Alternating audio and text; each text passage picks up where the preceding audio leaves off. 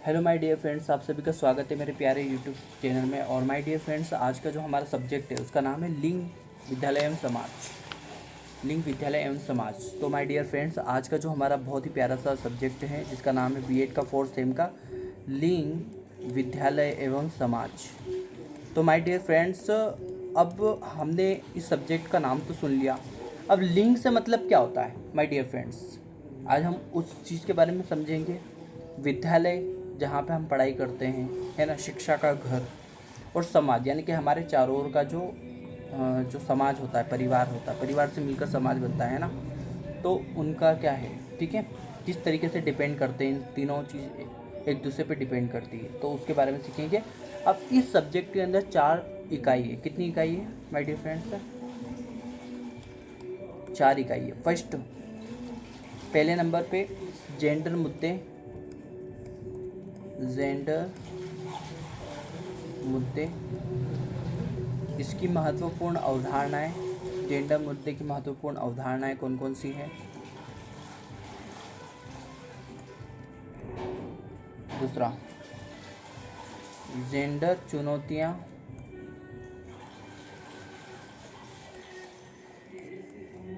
एवं शिक्षा। जेंडर की चुनौतियां एवं शिक्षा, ओके, कौन कौन सी चुनौतियां रही है जेंडर की एवं शिक्षा से, इसको लिंक करेंगे हम, तो क्या रहेगा। ओके। थर्ड, जेंडर मुद्दे, जेंडर मुद्दे एवं शिक्षा की भूमिका। जेंडर मुद्दे एवं शिक्षा की भूमिका।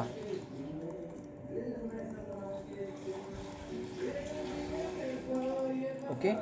तो माय डियर फ्रेंड्स, जेंडर मुद्दे एवं शिक्षा की भूमिका क्या है। फोर्थ, मीडिया की भूमिका,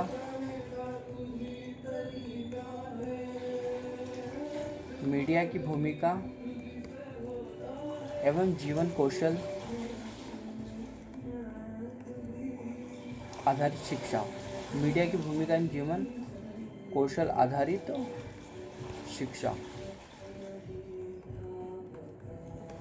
इनके बारे में हम सीखेंगे। ओके। तो माय डियर फ्रेंड्स, बीएड की जो क्लासेस है वो यूट्यूब पे मैंने देखा है कई जगह इतनी कोई सही तरीके से बीएड के बारे में कोई पढ़ा नहीं रहा है ना, लेकिन मैं आपको पढ़ाऊँगा इसके बारे में। ओके माय डियर फ्रेंड्स, लिंग विद्यालय एवं समाज। तो इसके अंदर 4 इकाई है। सबसे पहली जो हमने देखी, जेंडर मुद्दे महत्वपूर्ण अवधार। अब इसके अंदर क्या क्या होता है वो मैं आपको ब्रीफली समझा देता हूँ। जेंडर का अर्थ, जेंडर का अर्थ क्या है एवं इसकी अवधारणाएं।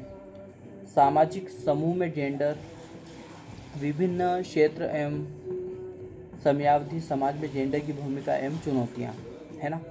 मैं आपको इसको अच्छे तरीके से एक बार मैं समझा देता हूँ। नेक्स्ट पेज ले लेते हैं हम। ओके। तो माय डियर फ्रेंड्स, सबसे पहले तो जेंडर मुद्दे की बात अगर हम करें, इकाई पहली की, है ना, जेंडर मुद्दे और उसकी महत्वपूर्ण अवधारणाएं। अब इसमें क्या क्या होता है, तो माय डियर फ्रेंड्स, सबसे पहले जेंडर का अर्थ। ओके, जेंडर का अर्थ एवं इसकी महत्वपूर्ण अवधारणाएं। सामाजिक समूह में जेंडर, सामाजिक समूह में जेंडर। इसके बाद में विभिन्न क्षेत्र एवं समयावधि समाज में जेंडर की भूमिका एवं चुनौतियाँ। इनकी चुनौतियाँ क्या क्या रही है। परिवार, जाति, धर्म। परिवार, जाति, धर्म में क्या क्या चुनौती रहती है एक जेंडर की, क्योंकि आप सभी को पता होगा माय डियर फ्रेंड्स कि लड़का लड़की दोनों की जो चुनौतियाँ होती है वो एक जैसी नहीं होती। जहाँ पे इस समाज में लड़कियों को कहीं ना कहीं मतलब कि ऐसे समझा जाता है कि ये उसको कहीं ना कहीं उसको शिक्षा से वंचित रखा जाता है, राइट, क्योंकि उनको लगता है कि लड़की क्या करेगी पढ़ लिख कर ज़्यादा। तो कहीं ना कहीं जेंडर की चुनौतियों को है ना, आज भी हमारा समाज ऐसा है जहाँ पे लड़का अगर पैदा होता है तो खुशियाँ मनाई जाती है ना, उत्साह मनाया जाता है, सेलिब्रेशन किया जाता है। लेकिन लड़कियाँ अगर जन्म लेती है तो कहीं ना कहीं उनको अच्छा नहीं लगता, उनको खुशी नहीं होती, उनको लगता है कि क्या हुआ, है ना। तो इस तरह की भी बहुत सारी चीज़ें होती, कन्या भ्रूण हत्या वगैरह सब इन सब के मुद्दे हैं, है ना। तो जाति, धर्म, संस्कृति, मीडिया, है ना, संस्कृति, मीडिया एवं प्रचलित संस्कृति, कानून एवं राज्य। ओके। इन सब के बारे में हम पढ़ेंगे इसके अंदर, जेंडर मुद्दे। ओके, सेकेंड है ना। तो पहले सबसे पहले इकाई फर्स्ट को ही हम कंप्लीट करते हैं, उसके बाद में इकाई 2, इकाई 3, इकाई 4, इकाई, है ना। तो सबसे पहले इकाई फर्स्ट जो हम कर रहे हैं उस पर ही आगे बढ़ते हैं। Okay my dear friends. Okay, तो अब सबसे पहले तो इम्पोर्टेंट इकाई 1 के जो इम्पोर्टेंट क्वेश्चंस वगैरह हैं वो मैं आपको बता देता हूँ, है ना। इकाई 1 के 18 क्वेश्चन इम्पोर्टेंट है। कितने? इकाई 1 के 18 इम्पोर्टेंट क्वेश्चन हैं, महत्वपूर्ण। अगर हमने इन 18 इम्पोर्टेंट क्वेश्चन को अगर हमने कर लिया तो हम यहाँ पे क्या कर सकते हैं, इजीली अच्छे से स्कोर कर सकते हैं। अब 18 क्वेश्चन कौन कौन से हैं? तो पहला क्वेश्चन है, जेंडर के परिप्रेक्ष्य में पुरुष एवं नारी की भूमिका का विस्तार से वर्णन करो। जेंडर के परिप्रेक्ष्य में पुरुष एवं नारी की भूमिका का विस्तार से वर्णन करो, सबसे पहला क्वेश्चन। ओके, दूसरा क्वेश्चन है, भारतीय सामाजिक संरचना में पुरुषों व स्त्रियों की स्थिति पर प्रकाश डालिए। तो एक एक करके हम इन पे आगे बढ़ते हैं, है ना। तो हमें भी इजीली समझ में आएगा और आपको भी। ओके माय डियर फ्रेंड्स, तब बात करते हैं जेंडर इशू की कॉन्सेप्ट्स। ओके, तो क्या क्या हैं ऐसे जो जेंडर्स के इश्यूज आते हैं। ओके, तो और जेंडर के परिप्रेक्ष्य में पुरुष एवं जाति की भूमिका, जेंडर के परिप्रेक्ष्य में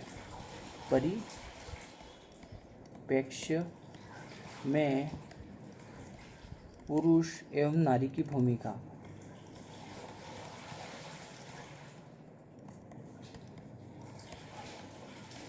का विस्तार से वर्णन कीजिए। ओके, तो माय डियर फ्रेंड्स, इसको समझते हैं। जेंडर के परिप्रेक्ष्य में पुरुष एवं नारी की भूमिका का विस्तार से वर्णन करते हैं, ये हमारा क्वेश्चन है। अब इसको हम किस तरीके से सिंप्लीफाई करेंगे वो मैं आपको समझाता हूँ। तो आंसर क्या रहेगा हमारा आंसर इसमें, देखो जेंडर के परिप्रेक्ष्य में पुरुष एवं नारी की क्या क्या भूमिका रही है। मनुष्य एक सामाजिक प्राणी है, ये तो आप सभी को पता है। मनुष्य क्या है? एक सामाजिक प्राणी है। सामाजिक प्राणी का मतलब क्या हुआ? मनुष्य क्या है? एक सामाजिक प्राणी है। मनुष्य क्या है? एक सामाजिक प्राणी है, ये तो आप सभी को पता है। समाज में रहता है मनुष्य, समाज के साथ में सारी चीज़ें होती हैं, उठना बैठना, खाना पीना, है ना, सारे लेन देन वगैरह ये सब कहाँ करता है? वो समाज के साथ में, है ना। परिवार होता है, बहुत सारे रिश्ते होते हैं। तो मनुष्य क्या है? एक सामाजिक प्राणी है। उसे सामाजिक जीवन जीने के लिए समूह की आवश्यकता होती है। किसके लिए? किसकी आवश्यकता होती है? एक इंसान के पास में अगर समूह नहीं है तो वो किससे बात करेगा, किसका उससे रिश्ता रहेगा, राइट। तो एक सामाजिक जीवन जीने के लिए उसको किसकी आवश्यकता होती है? समूह की। समूह निर्माण एवं व्यवस्थित सामाजिक संरचना के लिए पुरुष एवं नारी स्वरूप की रचना हुई। अगर हम बात करते हैं समूह की, समूह यानी कि परिवार। ओके, परिवार के लिए एक नारी की विशेष भूमिका है, पुरुष एवं नारी स्वरूप की रचना हुई है ना। क्योंकि अगर नारी नहीं होती तो फिर क्या ये समाज बढ़ पाता? क्या ये समूह परिवार का क्या विकास हो पाता? नहीं। तो पुरुष एवं नारी स्वरूप की क्या हुई है? संरचना हुई है ना। एक व्यवस्था स्थापित की गई है। समूह निर्माण एवं व्यवस्थित सामाजिक संरचना के लिए पुरुष एवं नारी की क्या की कराई गई है? शादी कराई गई। ये एक व्यवस्था यहाँ पे स्थापित की गई है समाज के निर्माण के लिए। किसकी व्यवस्था की गई? शादी की। ओके, अब यहाँ पे अगर बात करते हैं तो सभी जीवों में क्या होते हैं? नर और मादा होती हैं। सभी जीवों में आपको पता होगा कि जीव क्या एक सिर्फ क्या नर ही होता है? नहीं, सभी जीवों में क्या होता है? नर होता है या मादा होती है। दो ही तरीके से होते हैं, या तो वो नर होगी या मादा होगी। ओके, दोनों की शारीरिक रचना में भेद भी होता है। दोनों की जो शारीरिक रचना होती है उसमें क्या होता है? दोनों की शारीरिक रचना में क्या होता है? भेद होता है। अलग अलग होती है सबकी शारीरिक संरचना, है ना। क्योंकि हम नर जो होते हैं वो बच्चे को जन्म नहीं दे सकते, लेकिन मादा जो है वो बच्चे को जन्म दे सकती है, राइट। उसके बाद में, है ना, बहुत सारी चीज़ें होती हैं। ओके, अब बात करते हैं यहाँ पर कुछ अंगों में समानता होती, कुछ अंग जो होते हैं नर और मादा के, उनमें समानता होती है। कुछ अंगों में क्या होती है, समानता होती है। जैसे कुछ अंग जो होते हैं, जो नर और मादा दोनों के क्या होते हैं, उन दोनों में क्या होती है, कुछ अंगों में क्या होती है, समानता है। कैसे है समानता भैया, आँख एक जैसी होगी आपकी, है ना। और कुछ अंतर लिए होते हैं, कुछ तो समान होते हैं और कुछ क्या होते हैं, अंतर लिए होते हैं। कुछ समान होते हैं, कुछ अंतर लिए होते हैं। दोनों के पैर होंगे, है ना, दोनों की सारी चीज़ें होगी, है ना। अब बात करते हैं माय डियर फ्रेंड्स कि अगर इनमें कोई अंतर, कुछ समान होते हैं और कुछ अंतर जो होते हैं वो क्या होते हैं, डिफरेंट होते हैं। अब कार्य प्रणाली भी अंगों के अनुसार अलग अलग होती है ना। क्योंकि अगर आपके कुछ अंग समान है और कुछ अगर डिफरेंट है तो कार्य प्रणाली भी आपकी क्या होगी, डिफरेंट होगी। ओके, तो माय डियर फ्रेंड्स कार्य प्रणाली की बात करते हैं आज। क्या क्या कार्य प्रणाली होगी इनकी। तो कार्य प्रणाली की अगर बात करें तो अंगों के अनुसार अलग अलग कार्य है। जो कार्य प्रणाली होगी यानी कि जो अंग डिफरेंट है तो उसकी जो कार्य प्रणाली है उसके अनुसार क्या है, उनके काम भी क्या होंगे, अंगों के अनुसार अलग अलग होते हैं। जेंडर की दृष्टि से अगर बात करें तो पुरुष को क्या कहा जाता है, नर को क्या कहा जाता है, पुरुष यानी कि पुल्लिंग, और मादा को क्या कहा जाता है, स्त्रीलिंग। ओके, दोनों के अंतः अंगों में विशिष्ट अंतर भी प्रकृति की देन है। दोनों के अंतः अंगों में जो अंतः अंगों में विभिन्न विशिष्ट अंतर भी प्रकृति की देन है। यह अंतर ही पुरुष तथा नारी के एक दूसरे को आकर्षित करने का प्रमुख कारण होता है। ओके, और दोनों के जो अंतः अंगों में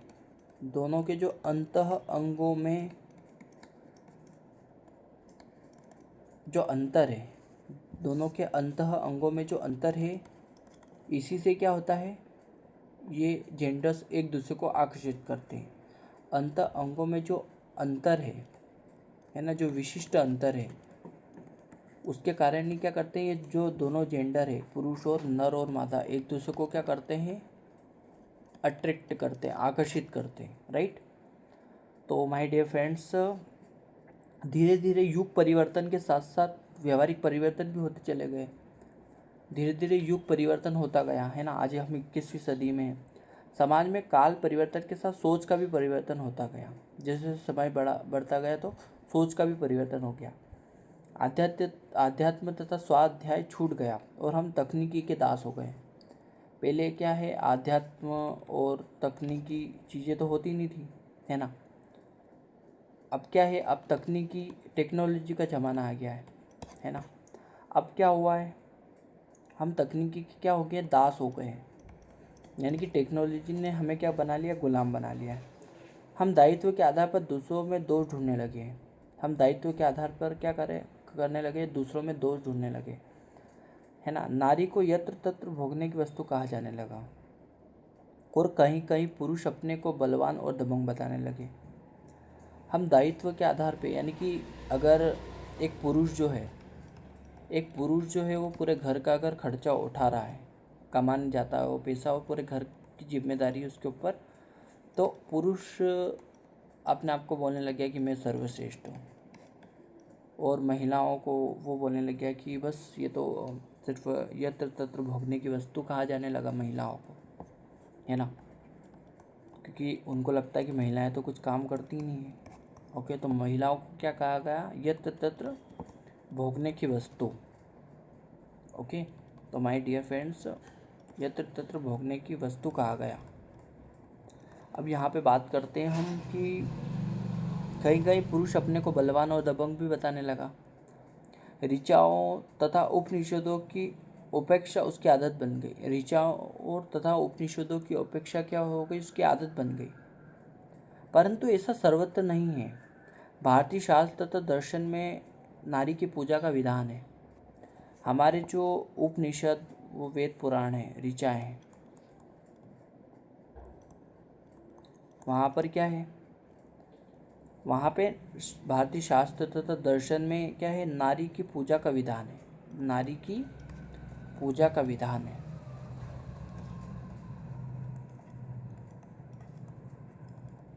नारी की पूजा का विधान है। प्रत्येक युग में मनुष्य को स्वस्थ तथा सुंदर जीवन यापन के लिए एक परिवार की आवश्यकता अनुभव हुई। प्रत्येक युग में मनुष्य को स्वस्थ तथा सुंदर जीवन यापन के लिए एक परिवार की आवश्यकता अनुभव हुई। इसको साकार रूप में प्राप्त करने के लिए यह सतत प्रयत्नशील रहा। अब इसके बाद हम देखते हैं क्या है।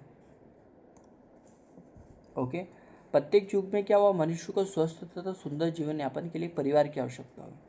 हर व्यक्ति क्या सोचता है कि मेरा जो परिवार रहे वो क्या रहे, स्वस्थ रहे।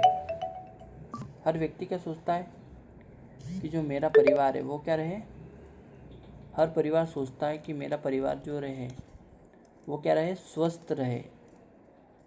राइट, ये हर व्यक्ति चाहता है और सुंदर उसका जीवन यापन भी हो उसके परिवार का, ये सभी चाहते हैं। इसको साकार रूप में प्राप्त करने के लिए वो सतत प्रयत्नशील रहता है। यानी कि जो काम हम करते हैं आज कोई भी व्यक्ति कुछ भी काम करता है, जॉब करता है, बिजनेस करता है ना, सेल्फ एम्प्लॉयड है, वो सब क्या सोच के काम करते हैं कि मेरे परिवार को मैं अच्छा जीवन दे पाऊँ, है ना, मेरे परिवार को किसी तरीके की कोई प्रॉब्लम ना हो, है ना। परिवार जो होता है वो स्त्री एवं पुरुष से बनता है। परिवार जो बनता है वो किससे बनता है, स्त्री व पुरुष से बनता है। परिवार किससे बनता है, स्त्री एवं पुरुष दोनों से मिलकर क्या बनता है, परिवार बनता है। इसमें स्त्री और पुरुषों यानी कि बालक और बालिकाओं की संख्या कुछ भी हो सकती है। इसमें बालक और बालिकाओं की संख्या कुछ भी हो सकती है। विश्व में परिवार भी अनेक प्रकार के पाए जाते हैं।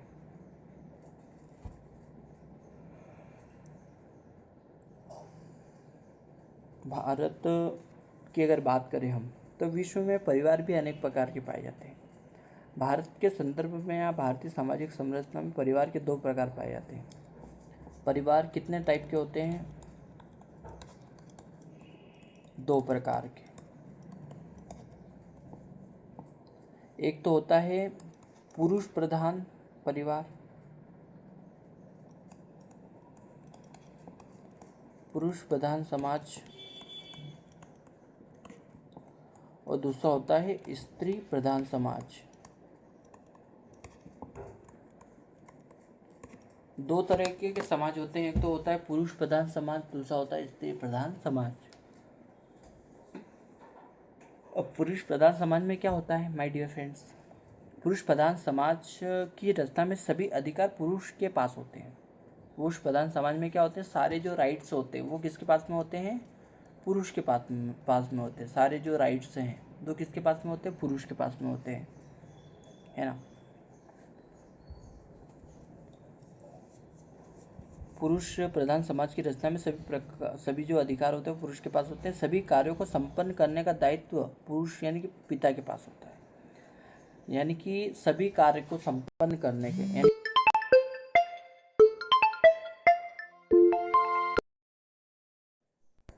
सभी अगर हम बात करें यहाँ पे सभी कार्यों को संपन्न करने का जो दायित्व होता है वो किसके पास में होता है, पुरुष के पास में होता है।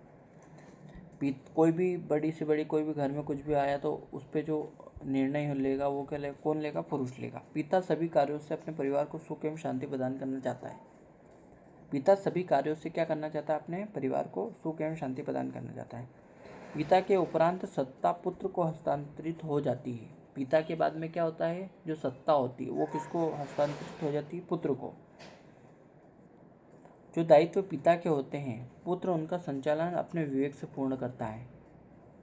पिता के उपरांत सत्ता पुत्र को हस्तांतरित हो जाती है। जो दायित्व पिता के होते हैं वो पुत्र उनका संचालन अपने विवेक से पूर्ण करता है। ऐसे परिवारों में स्त्री दूसरे परिवार से विवाह होकर आती है। ऐसे परिवारों में स्त्री दूसरे परिवार से विवाह होकर आती है। अब क्या होता है, पुत्र को हस्तांतरित हो जाती है और जो दायित्व पिता के होते हैं वो पुत्र उनका क्या करता है, संचालन अपने विवेक से पूर्ण करता है। अब क्या ऐसे परिवारों में जो स्त्री होती है वो दूसरे परिवार से विवाह होकर आती है। जो स्त्री जो होती है वो क्या करती है, दूसरे परिवार से विवाह होकर कहाँ आती है, जो एक स्त्री उसका ये क्या है, मायका, उसका घर है। यहाँ से विदा होकर वो कहाँ जाती है, जिससे उसने शादी करी यानी कि पुरुष, उसके घर में जाती है, राइट। तो ऐसे परिवारों में स्त्री दूसरे परिवार से विवाह होकर आती है। भारतवर्ष में अधिकांश पुरुषत्व पुरुषत्व प्रधान परिवार है। भारतवर्ष में क्या है? पुरुषत्व प्रधान परिवार है। पुरुष शब्द पुरुष प्रधान समाज का प्रतीक है। पुरुष प्रधान समाज के सभी कार्यों की संपन्नता वैधानिकता के साथ करने से पूरी होती है। भारतवर्ष में अधिकांश पुरुषत्व प्रधान परिवार है। पुरुषत्व शब्द पुरुष प्रधान समाज का प्रतीक है। पुरुष प्रधान समाज के सभी कार्यों की संपन्नता वैधानिकता के साथ करने से पूरी होती है। ओके, अब दूसरी बात करते हैं हम स्त्री प्रधान समाज की। इस प्रकार की सामाजिक संरचना के अंतर्गत आने वाले परिवारों में स्त्री की प्रधानता होती है। किसकी? स्त्री की। स्त्री सभी कार्यों के लिए उत्तरदायी होती है। इन परिवारों में माता की सत्ता चलती है। वह स्वयं विवेक से उचित अनुचित का निर्णय लेती है। किसकी सत्ता चलती है? माता की सत्ता चलती है। संपत्ति का हस्तांतरण भी माता की अनुमति से होता है। संपत्ति का हस्तांतरण भी, कि किसको दी जाएगी संपत्ति, उनका हस्तांतरण भी जो होता है वो किसके द्वारा होता है? माता की अनुमति से होता है। अधिकांश परिवारों में माता के बाद उसकी पुत्री या पुत्रियां ही उस दायित्व को संभालती हैं। अधिकांश परिवारों में क्या होता है? माता के बाद उसकी पुत्री या पुत्रियां ही इस दायित्व को संभालती हैं। इन मात्र सत्तात्मक परिवारों में पति विवाह के उपरांत पत्नी के घर आकर रहता है। इन मात्र सत्तात्मक परिवारों में क्या होता है? पति जो है वो विवाह के उपरांत पत्नी के घर आकर रहता है। इसमें क्या होता है भाई? जैसे कि हम देखते हैं ना कि बहू हम लेकर आते घर पे किसी की, है ना, किसी बेटी को हम लेके आए। अब यहाँ पे स्त्री प्रधान समाज में क्या होता है कि स्त्री के घर पुरुष जाता है, राइट? ओके, पति विवाह के उपरांत क्या करता है? पत्नी के घर आकर रहता है। इस प्रकार के परिवार भारतीय जनजातियों में प्रचुर मात्रा में पाए जाते हैं। इस प्रकार के जो परिवार है वो कहाँ पाए जाते हैं? भारतीय जनजातियों में। भारतीय जनजातियों में प्रमुख पाए जाते हैं इस तरीके के परिवार।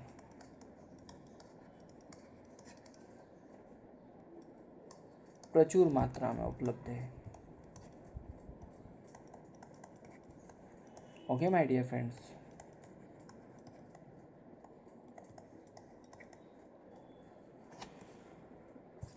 अब बात करते हैं,